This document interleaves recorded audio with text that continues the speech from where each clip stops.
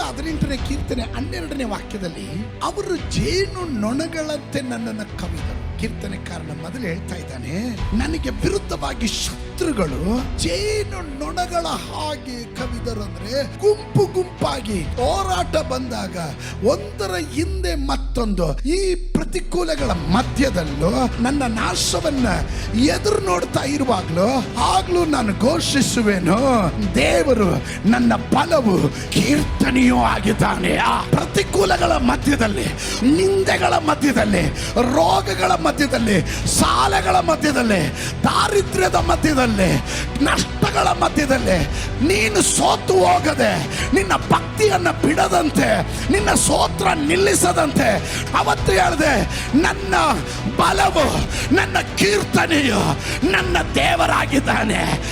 Come on somebody, shout hallelujah.